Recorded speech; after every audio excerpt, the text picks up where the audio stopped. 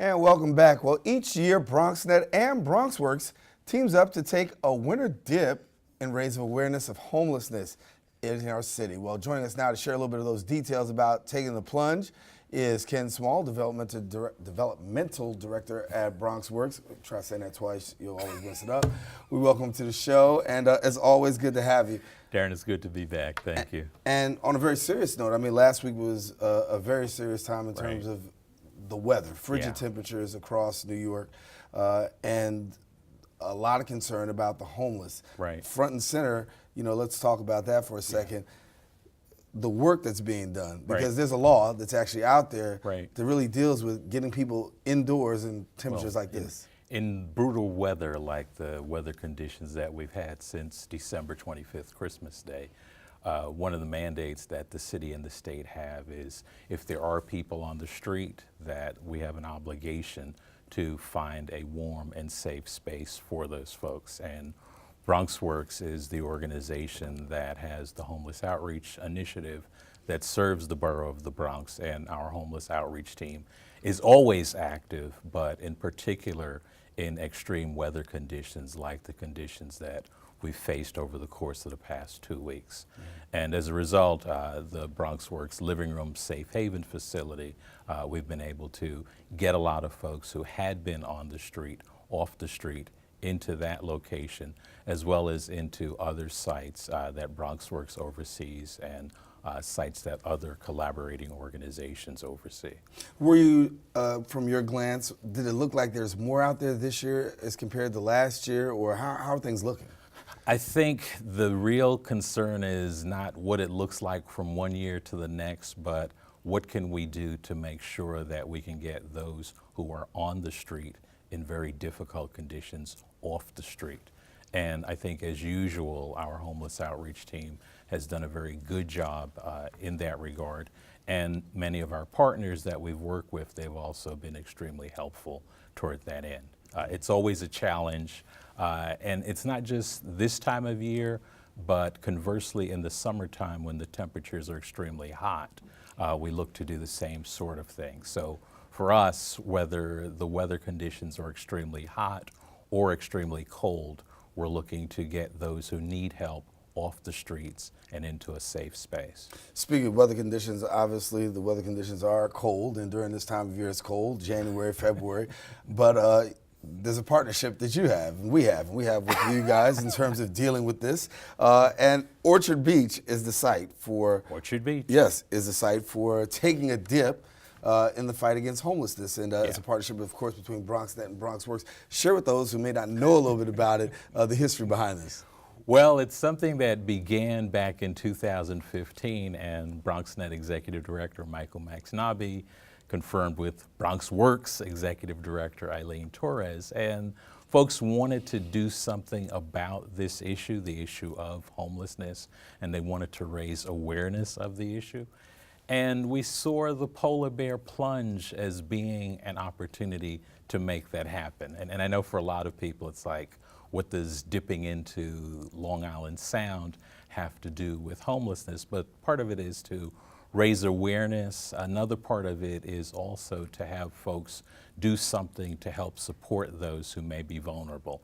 So I know there are a lot of folks who may want to go out to Orchard Beach on February 17th. We're making provisions for those folks. But if you aren't compelled to go out on that day, you can support us in other ways. You can make a clothing donation. You can support the teams of people who will be participating in the event. You can do other things to help raise awareness of the plight of street homeless persons here in the Bronx as well as in New York City in general. I'm going to join you on the 17th of July. February, no way, but honestly, Darren, you can always dip into your pocket. That's right, and I'll dip into my wallet and definitely help out. But talk about this, because you do get, and I was in a joking way, but seriously, you do get a lot of partners who honestly come out and really take part of this because they understand the need. The event has actually been growing. When we started this back in 2015, we had a relatively small gathering at the Orchard Beach site, but this is going to be our 4th year of doing this, and we're expecting to have a larger contingent than what we had in 2017 as well as in 2016. And we're hoping to generate about $5,000 in financial support. We're also hoping to generate a good quantity of donated goods, things like clothes, socks, undergarment, things of that sort. So give us a little bit of this perspective. What do we not know in this thing called homelessness? Because a lot of us see it from a faraway perspective, and there's some things we're just not getting. But you have boots on the ground. What is it that we're not seeing that we should know? I think probably one of the big things we should realize about the plight of street homeless persons is it could be anybody in some regards. All it really takes is for a person to have some traumatic experiences, a person to perhaps lose their employment, a person to have a medical condition that for whatever reason causes them to exhaust all their resources, and before you know it, you're in a situation where you don't have a place to stay. So I think oftentimes we see people on the street, we look at them and we just kind of pass them by. But I think what we have to realize is that person on the street could be us if certain unfortunate things were to happen. And we need to reach out to those folks who are most vulnerable. We need to show some empathy, and we need to connect them to resources that can help them to turn their lives around. Because indeed, when folks get the necessary help, they can indeed turn their lives around. Mm-hmm. And we just saw some footage of the Bronx polar bears doing their thing, getting in the water and wade in the water. Wading in the water, right? What's the response that you've gotten since we've taken this on? It's been a very good response in terms of folks participating in the event itself. I think every year we've done it since 2015. The number of participants has grown. In addition to BronxNet and BronxWorks being partners, there's the Bronx Polar Bears who participate in the event. And we're hoping to not only have them again, but perhaps to have groups of polar bear folks from other parts of the New York metro area. You may know, Darren, that New Year's Day, the polar bears out in Brooklyn did their plunge, and we're hoping that perhaps they can join us in this effort to not only have a good time at Orchard Beach, but again, to raise awareness of the plight of homeless persons here in the Bronx and in New York City in general. So nice, they should do it twice. How about that? That's right. Exactly. So listen, for people who want to be a part of this, how do they go about being a part, whether it's coming out to Orchard Beach or whether it's actually giving donations? Sure. There's information on the BronxWorks website. There's information on the BronxWorks Facebook page regarding the event.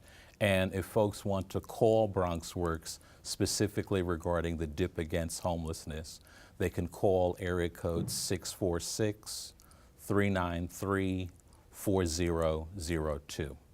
If folks want to make donations of goods, there's information on the BronxWorks website regarding various locations where they can drop items off. All right. Well, Ken, we want people to make sure they get out there and support this event, but then also support homelessness as well. Or preventing homelessness. Oh, yeah, yes. Well, yeah, supporting the fight, against homelessness.